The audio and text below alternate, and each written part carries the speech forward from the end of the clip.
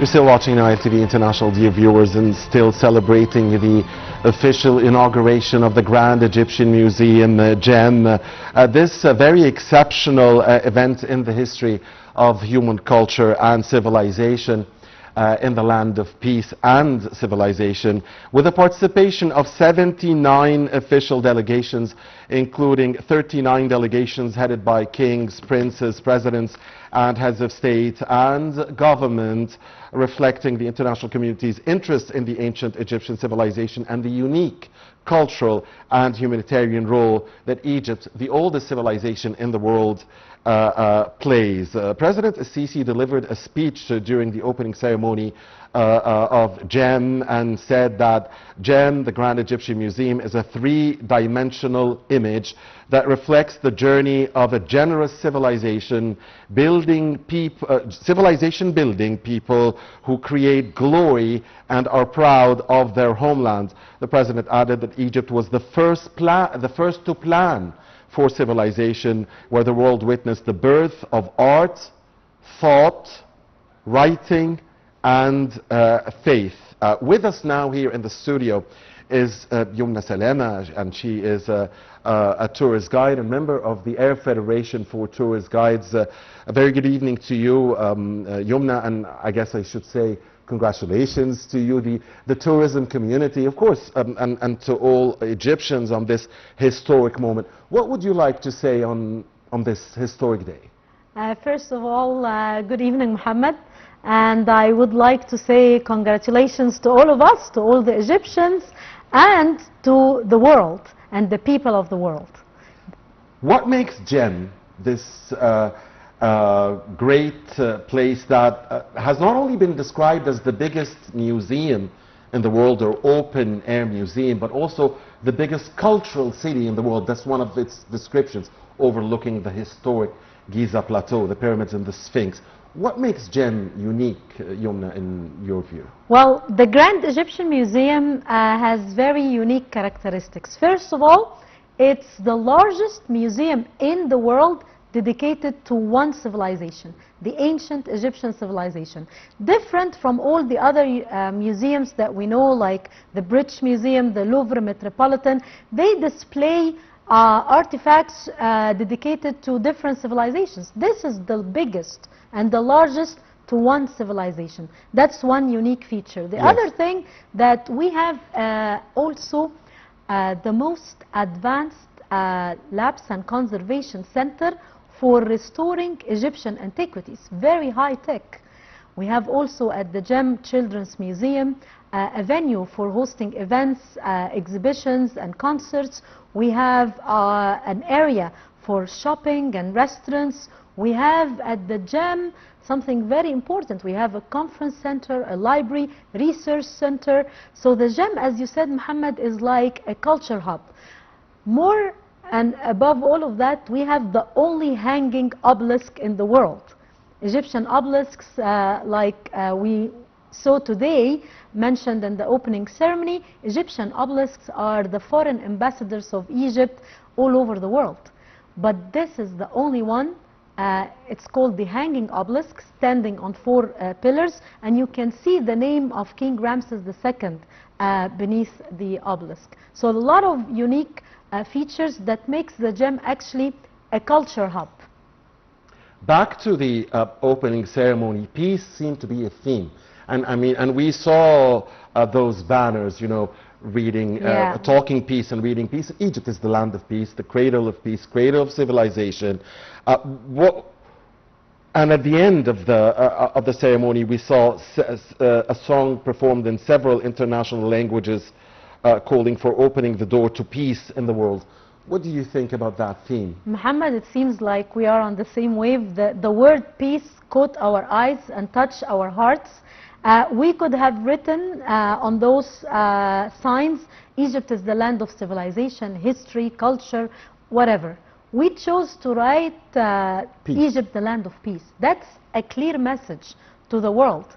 And let me make a link here that the statue of Ramses II, standing, welcoming all the visitors into the Grand Egyptian Museum, is connected strongly to this message, the message of peace, because Ramses II is the Egyptian king who signed the first written peace treaty in the history of mankind.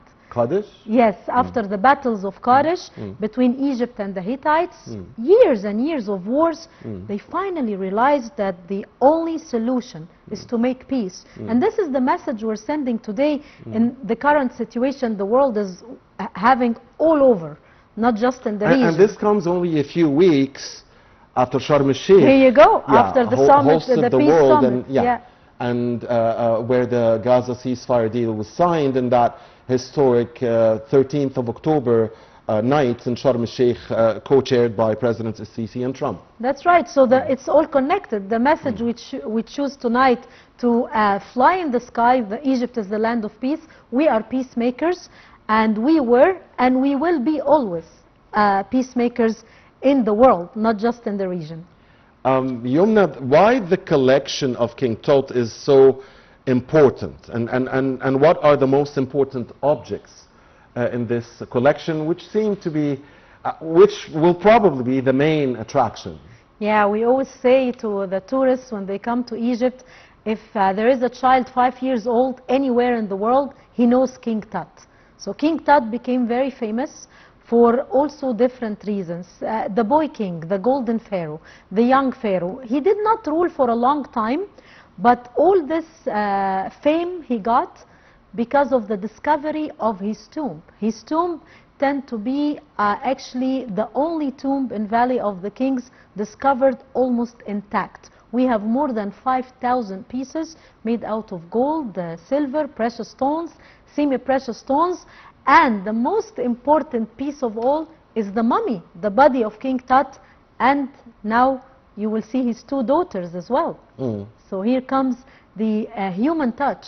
There was talk about surprises that will be unveiled. I mean, we never displayed the complete King Tut. So for the first time in the history of mankind, the world will see the complete King Tut collection. One of the very unique, I don't want to say objects because they are humans. The two daughters who died at a very early age, months, they were born actually dead 9 months and 6 months, and these two daughters of King Tut were mummified, and they were placed with the king in his tomb. That shows that the Egyptians actually valued and honored the human soul, even if they died at that very early age. And King Tut, now we can see the perspective of being a father, a loving father, and taking his daughters to the afterlife with him, the immortal life or the eternal life as the Egyptians believed. So this is one of the, I think in my humble opinion, the mummy of King Tut, the two daughters. Then we have his chariots. We have the dagger that he had attached to his body, which is the stone. Actually, it's a combination of different materials coming out of this planet, not in this planet. And we have also the golden mask. I'll tell you what, Muhammad, what I really prefer in this, also the objects now, a camping bed, a folding bed, and a folding chair like the beach chair we use today, invented 1300 BC. You see the technology of the ancient Egyptians and how advanced they were to invent a camping bed that you can fold and take it with you on hunting trips or camps, campaigns, as well as a folding chair. 1300 BC. We do not say Egypt is the mother of all civilizations or the mother of the world just because of the temples and the pyramids, because they were advanced in everything.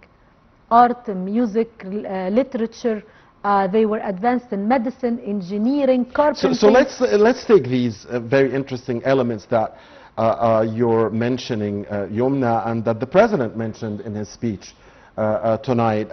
He said that Egypt is the birthplace of art, thought, writing, and faith. Can we scroll through them, please? Art. Yes, of course. As you said, Muhammad, the first writing system, Egypt. And we did not just write in one way, we wrote in 3 different ways. The ancient Egyptian language was written in hieroglyphic, was written in hieratic, was written in demotic. And the Egyptians were obsessed about documenting for 2 reasons. First of all, the importance of passing the knowledge from one generation to the other.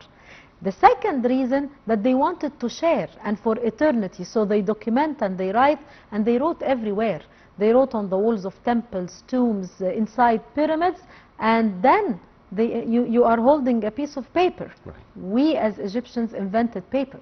The first nation in the world to invent paper from the papyrus plant. That's one thing. Now when you walk into the galleries of the museum today, the 12 galleries, you will see musical instruments. I always say to the tourists, there is no one single musical instrument that was not invented in Egypt. From the guitar, the lute, the flute, the harp, the drums, Really? the clap, everything. You go to the museum today, you will see them. You will see all those ancient, of course the shape nowadays developed. Has evolved, yeah, dramatically. Yeah, exactly. But the origin of all musical instruments in Egypt, art, colors, painting, sketches. We have examples that the kings made sketches for parts that they built in the temple, like Ramses II again in Luxor temple. He made a sketch for his addition to the temple. So here we see also sketches. You mentioned, I don't want to go now into the part of medicine. We have papyrus talking about remedies, about medical, sophisticated medical remedies, talking about description of the human body and how it functions, and also the mummification. One of the secrets of the ancient Egyptian civilization, how can they preserve a human body for more than 5,000 years? So they were actually advanced in all aspects of life. In 1922, saw what was, and probably still is, one of the greatest discoveries in the history of archaeology. And there is a part that includes a display of sky adorned with hologram models of war chariots. You mentioned the chariots, a model of King Tutankhamun's coffin, and the mask of the king. Again, because this will be the main attraction, you mentioned 5,000 plus pieces, and I've read 5,537. I've also read 5,992. That's just 8 short of 6,000. So you're the tour guide, and we're going to visit Gem, and it's going to be open to the public very shortly. Take us through this. Give us some tips as to where to go first. Well, when you go, first of all, by the way, I have a tour on the 2nd day of the opening, on the 5th of November. And I'm taking a group of American tourists, 78 people are coming to the Gem. Now, this is just one group, and me and my colleagues as well. So first of all, we have to tell them, you cannot see everything in a day or even in a 2. The Gem, now 5,000 pieces. If you look 1 minute to every object, so that's 5,000 minutes. Exactly. So actually, you need to give them an overall about the objects and to prepare them mentally for the highlights that they will be seeing, and then to encourage that they can come again or spend more free time. What I will take you through the 83 gallery. hours. Sorry to interrupt. Yeah. So, I'm not good in math. That's why I do history. Yeah. So I use the calculator anyway.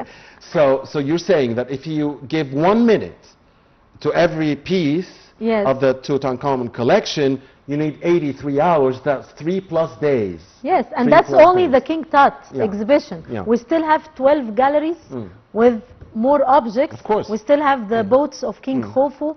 We still have a lot. So basically what we do, we take them through the gallery, we take them through the highlights. First, we have to explain about the history of the king and his life story, because this is important.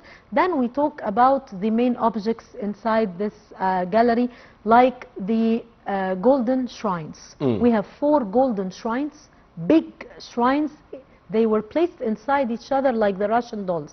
Mm. And I always make jokes and tell them that the first system of the Russian dolls was in Egypt, 1300 BC, putting one inside the other. And then when you reach the smallest one, you will find three coffins inside each other. Three coffins inside each other, ending with the innermost one, the golden one, pure, massive gold, that contained the mummy of King Tut. That's a first highlight. Then we move to the chariots, the 6 chariots of King Tut. This is very important. And by the way, the Egyptians maybe did not invent the chariots, but they developed it to make it faster. And here we can see that King Tut, as a young pharaoh, he died at a very early age, 18. And he sat on the throne when he was 9. So we can see many war scenes on his chariots and some of the objects. It's important just to note, sorry to interrupt you, Sure, Yomna, sure. that back then you used to have army chiefs and leaders that were 13 and, Yes, and of course. 14. 14, Yeah. this is seen as a young man. Yeah. Capable to be a ruler. And of course he had his high officials like the head of the army and all of that, but it's very important to shed light that the king here is showing all his abilities to defend and protect his country on all those scenes that you see on the chariots and the other things, bows and arrows. And also after the chariots, I like to go into more the personal items of King Tut. We have the camping bed, as I told you, the chair. We have also some of his jewelry, the necklace, the collar, all of these beautiful jewelry. Of course, when we show the guests the jewelry, the female, and they are astonished because the designs that we made as Egyptians 1000 years BC are actually the designs that the fashion line is using today. Okay. So we even invented fashion. If you look at the big names, I don't want to mention names not to do commercial stuff, but the big names in jewelry making today, they are actually copying from our designs 1000 years BC. So look at the collection of King Tut, the earrings, the necklace, the bracelets, all of this is amazing. We have also some of the important things. We have the beds, the ceremonial beds. Very nice wooden beds covered with gold leaves. The mask of King Tut, like there is a lot. I cannot, and everything in the tomb of King Tut, the 2 statues that were guarding the entrance of the burial chamber, life-size statue of King Tut. King Tut had also in his tomb 100 walking sticks. Yeah, these are very nice. Also the boxes, the chests, a bust. A bust. This is like a mannequin.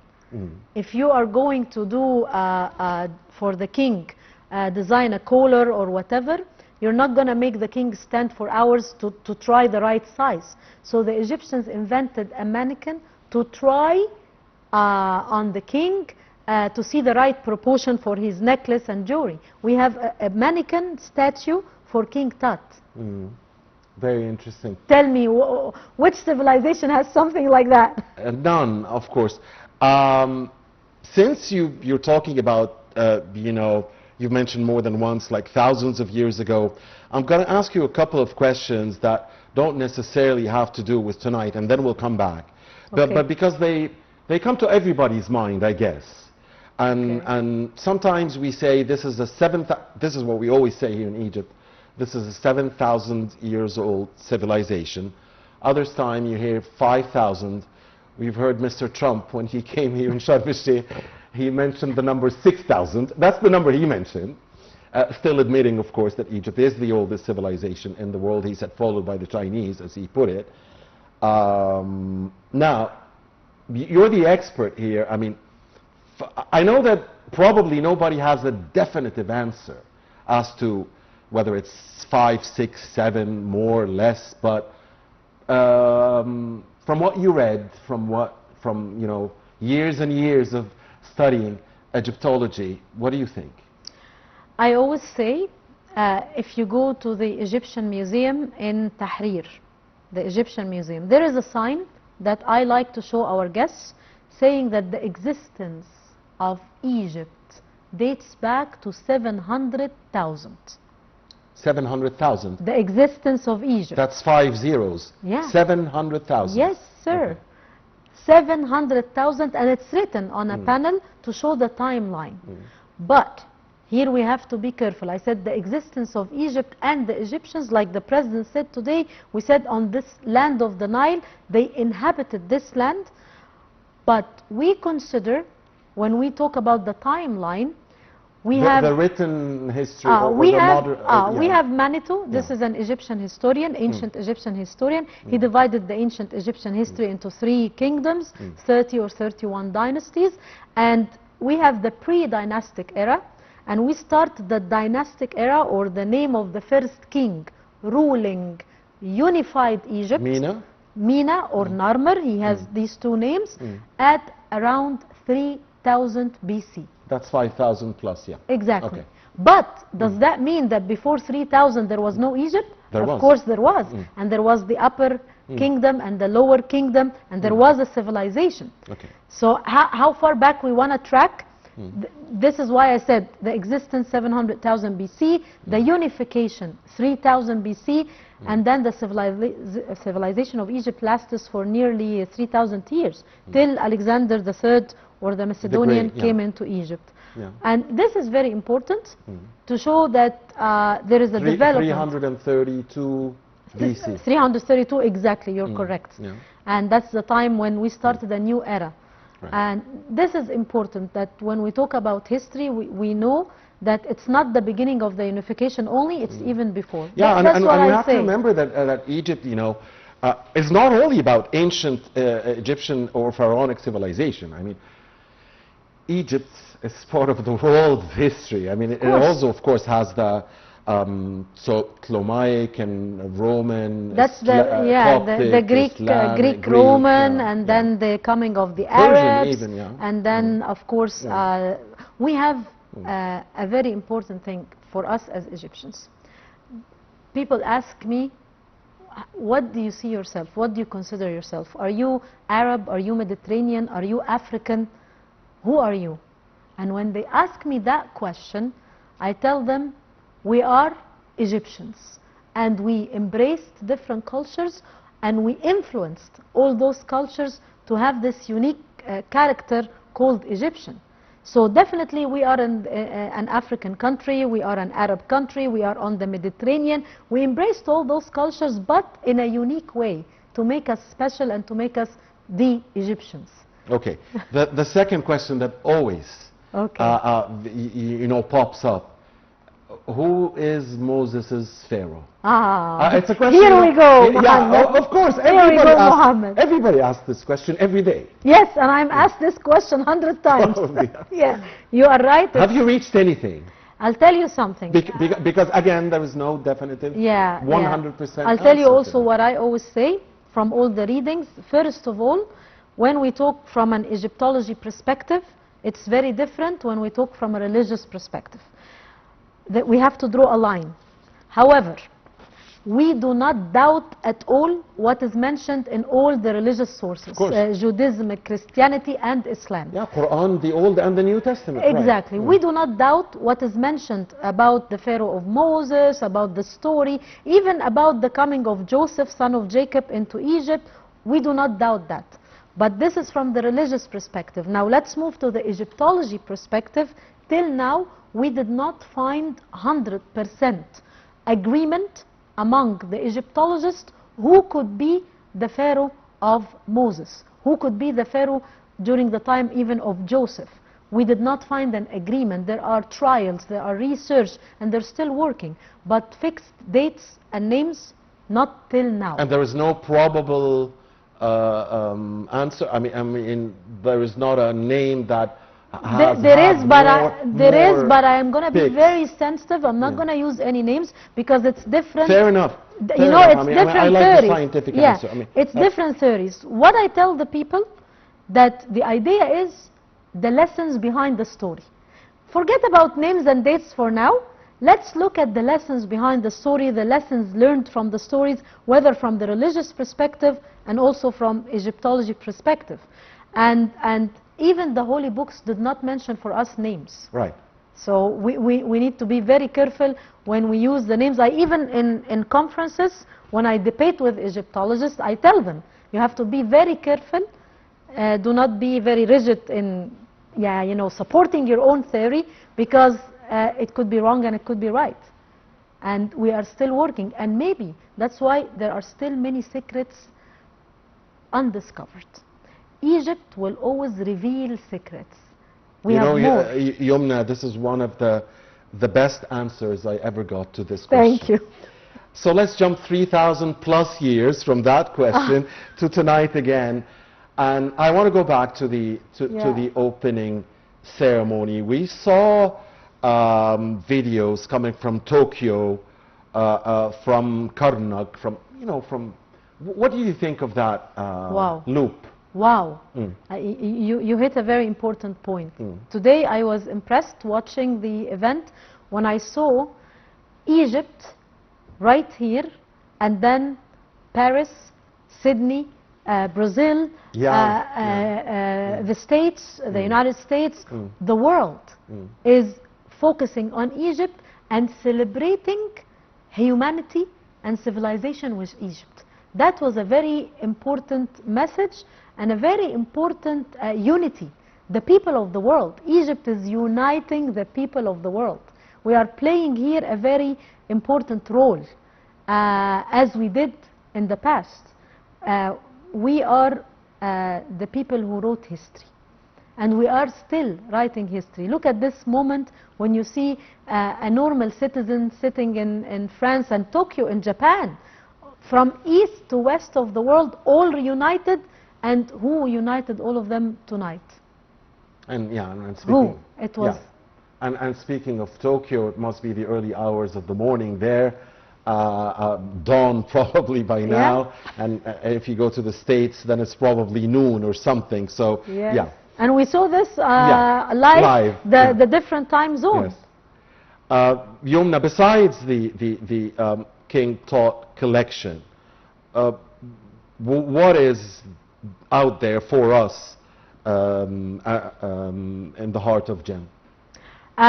Very good question, actually, because everybody's focusing on King Tut, and we don't want to say that the gem is just King Tut. So we have the Khufu boats. These are wooden boats, and by the way, made of cedar wood, which Egypt did not have at that time. We're talking the 4th dynasty, 2500 BC. We have no cedar wood. So we imported, and we had from Syria and Lebanon, we had exchanging relationships. And these two boats are big, giant boats, about 43 meters long, about that. And this is organic. We're talking about wood. So the boats of King Khufu is one of the highlights, definitely. In addition to the 12 galleries that shows you, first of all, the collection of the mother of King Khufu, Hetep Queen Hetep. Her collection is amazing. Her bed, her jewelry box, her alabaster box for the canopic jars, her chair, all of this, the collection of Hetep is very impressive. We also have, among the collection of the museum, a lot of daily life objects, where you can see cosmetic and makeup. You can see hair wigs. Today we look at celebrities doing hair extension, hair wigs, all of that. We were the first to use hair extension and hair wigs, mirrors, cosmetic, makeup. We have also in the daily life section, because so we have do you play chess or backgammon? Yeah, I do. I play chess. You play chess. The origin of all board games was an ancient Egyptian game called the Senate game. So it's a board game with pieces like similar to chess or Monopoly. And so that was the inspiration to what we know as probably the Persian game of we chess. have it since, you know when? Since the time of the Old Kingdom, since 2300 BC, Egyptians were playing this game. We have tombs in Saqqara showing... What we call tawla here in Egypt? Backgammon is tawla, okay. And the Senate game is an ancient Egyptian game, but we consider it like the origin board game because it's a board game. So this also you will see at the gem in the gallery. Speaking of games, we understand that we We are the ones who invented hockey, field hockey, for instance, right? One of the sports that we invented. Yes, and we have also, when we go to the gym, one of my favorite scenes, dancing. Acrobatic gymnastic movement. Yeah. Yes, it's a scene on one of the walls from the tombs. Of course, Queen Hatshepsut. We must have had Olympic Games by then. Yeah, we did. Sports, yes, of course. Similar, of course, but not really like the Olympic Games of the Greeks. Queen Hatshepsut and her beautiful granite statue. The first female ruler maybe in the history of mankind for that period of time, 20 years. Hatshepsut ruled for 20 years, giving a very good example for a woman in a leading position. Today, the world is talking about women empowerment. Women empowerment. We empowered women 1,000 years BC. Yeah, and of course, Hatshepsut, I mean, so famous, especially in our Egyptian culture. If you want to say that this specific woman is a strong woman, you say, oh, she thinks she's Hatshepsut. Yes, I have a friend who calls me Hatshepsut. But Hatshepsut is amazing, and we have her mummy at the National Museum of Egyptian Civilization. What else in the gem that I personally like? Of course, I like the part where you see the coffins, the sarcophaguses, very important, because it takes you to, like you are taking me in the time machine from 1,000 years BC to today, it takes you also to the life after death. When you look at the coffins, the Egyptians considered the coffins Lord of life. The place that you will be buried is the place that will take you for eternity. And what they wrote on those coffins, even for the ordinary people. We have also at the gem, this is very important also. The documentation, back to your point when you mentioned writing, not just the high officials wrote and the educated people. You know, we have something called the ostraka. The ostraka is little pieces of pottery, broken pottery or broken stones. Who wrote on those? The workmen who were digging in Valley of the Kings and in other places. They documented their daily life at work. An average worker writing how they were counting the lamps to go inside the tomb and dig. Another one writing how they received from the police the sad news that the king city died while they were digging the tomb of that king. So they are documenting what happened, and the police announcing who's going to be the follower of this king who died. So those little writings of the workmen gives us a very important idea and knowledge about the daily life in ancient Egypt. So people sometimes misunderstand and they think Egypt is only about kings and queens. They are taken by the statues of the kings and the queens. No. Egypt is also about the people who did the event of today, the people who built the pyramids. It's definitely built as a burial place for the king, but who built it? The people of Egypt. And this is something that we all should be proud of, that the people of Egypt are the ones who made history and still making history. Look at the people today in the street. I'm coming to the show tonight, to the interview. I see Egyptian people celebrating in the streets, looking at the screens. Those are the people. And they used to celebrate when the pyramid was finished as well. Right. And they had feasts and festivals, and they wrote songs. Well, Egyptians are the ones who built the pyramids. They are the ones who dug the Suez Canal. They are the ones who were victorious in 73, and they are the ones who are building Egypt today.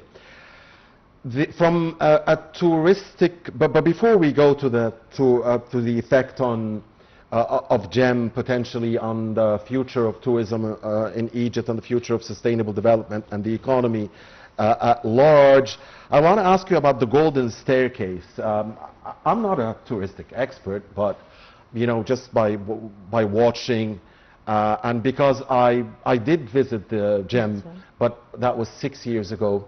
When they were still starting. Muhammad, I have to take you again. Of course, I would love to. And we were filming here at Nile TV back then. But really, even 6 years ago, I felt that something big is already there. And I felt that we could have even inaugurated it like a few years back and didn't have to wait this much. It was already big, and it was obvious it was going to be big simply because of the fact that Egypt owns history and owns 2/3 of, right? Is it 2/3 of the world's monuments? So the staircase, this is very, very, very impressive.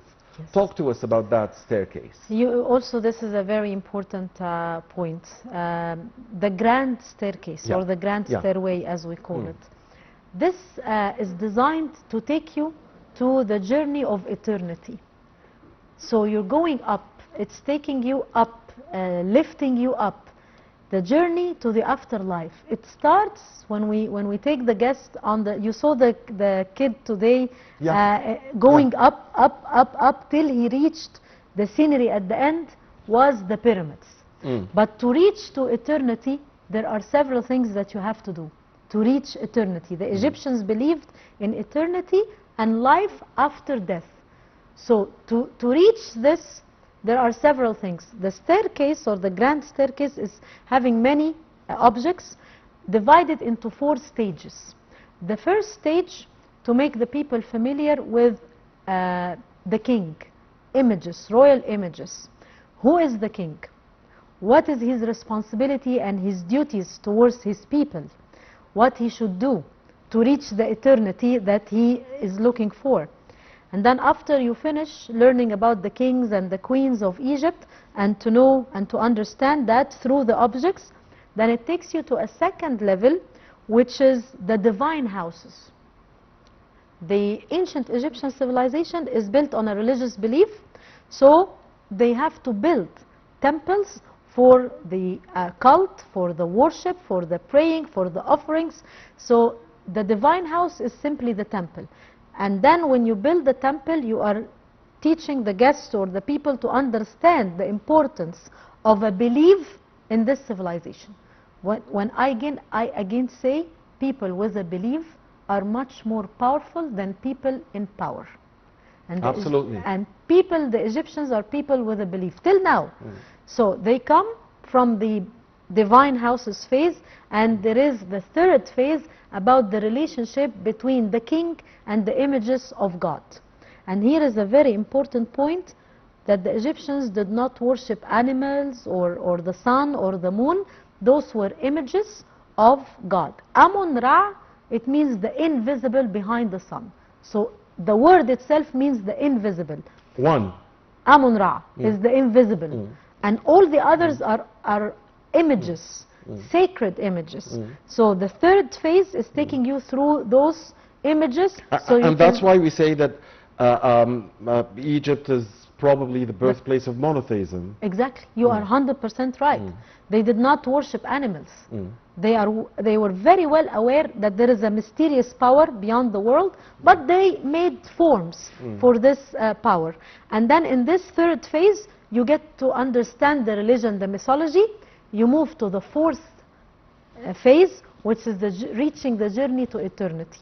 As an Egyptian citizen, you have duties, you have responsibilities, you have to do your religious part, then you have to be aware of all those sacred, and then you go to the journey of eternity, where you find in front of you the glass windows showing you the, as I always say, the shape that will take you up the pyramid, the shape that will take you to eternity.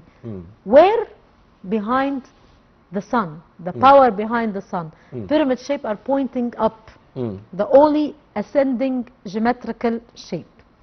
And this is the story of the grand staircase. Everything is chosen, by the way, has a story. The gem is not just putting objects here and there. Right. Even the galleries, they have themes. There is a chronological order, and there is also themes: society, kingship, and beliefs. When you go to the 12 main galleries, they are divided like that. Yeah, the grand staircase, I mean, it's impressive. Very, very, and it has this... because it's your journey to eternity. For the word. Yeah, it feels... I can't find takes you the word. Up. It takes you up on a higher level. Yeah, exactly. heba. I want to say heba. It has glory and yeah, massiveness and right. impressive. Yeah, very, very impressive, the grand staircase.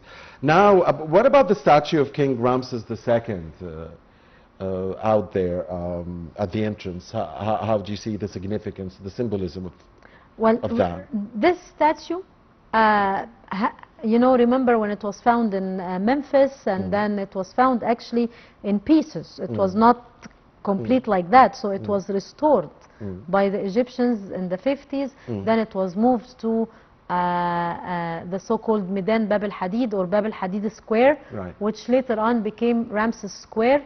And then we moved the statue in 2006. I remember we all witnessed the transportation of this statue. So this is also part of the story, to show you that the Egyptians are choosing a king that has a story connected to the past and connected to the present time.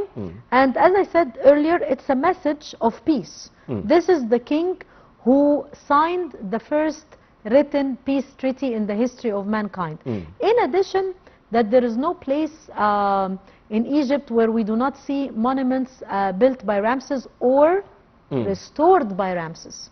And Ramses built all over Egypt, and he has great achievements. The great temples of Abu Simbel and the one of his beloved wife Nefertari. We have the great hypostyle hall in Karnak, which is the biggest hall with columns in the world, 134 columns.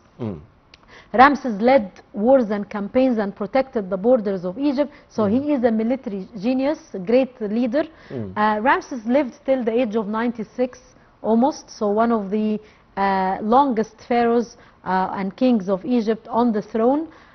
So Ramses is important, and again, in my humble opinion here, the message of peace is the strongest. You choose this king at the entrance, everybody coming sees Ramses. The giant size of this gives you the feeling that you just said, the prestige, probably, the impressiveness, the authority, the power. I didn't want to say fear, but you feel like this is huge. Watch out. Yeah, watch out. Yeah, this is going to absorb you. Yes. I mean, that's how impressive and it became like also the Arabic language is so rich. I mean, the word heba, and I was looking just for synonyms, and I found like 15 of them, and I still can't find it. I mean, the Arabic language is so rich. Yes, of course, the Arabic language is very rich, and it's difficult to... sometimes it is, translate the exact meaning. But we try to say prestige, authority, glory, power, all of this. It's Ramses II. Yomna, the gem is likely to boost tourism in Egypt by number of visitors, by revenue. How do you see GEM lifting the tourism map in Egypt? Already we are getting bookings for Egypt, يعني knock on the wood, mashallah, I have to say, till the end of 2027. Very good. And of course, not to mention that Egypt will be the main point for the solar eclipse in 2027, August 2027, the longest. Okay. The longest. So we are already, because of the opening of the GEM and also the coming event, we have bookings. We hope, inshallah, God's willing, that we will reach the number that we were hoping for, the 30 million tourists per year. 30 million. Where are we now? We are about 15, half of 15 million. The goal is to double it before 2030, right? 2027. Okay. 2030, yes. This is the vision. Before 2030. Yeah. So we hope, despite all the challenges, we don't know what will happen in the future, but the GEM is definitely a very important factor and element to increase the number of tourists coming into Egypt. I already have friends who came to Egypt before. They are sending me right now WhatsApp messages. We've seen the opening, we want to come again. Already now, from Germany, from the States, from the UK, right now, because they've seen that, we are planning our next trip to Egypt. Excellent. So inshallah, God's willing, this will increase the number of tourists and also open new opportunities and new gates for research. Now we have For Egyptologists even, it's very important. They will see for the first time the complete King Tut. There are Egyptologists who did not see everything. Now they can come to the gem and see everything, and we start all over again using the non-destructive X-ray, using the technology to reveal more secrets. Yomna and dear viewers, please stay with us. We'll be taking a short break here. Sure. You were watching, dear viewers, the coverage of the official inauguration of the Grand Egyptian Museum Gem in the company of Yomna Salama, the tourist guide, and the member of the Arab Federation for Tourist Guides. And don't go away, Yomna, don't go away, dear viewers. We still have much more here on Nile TV after this break.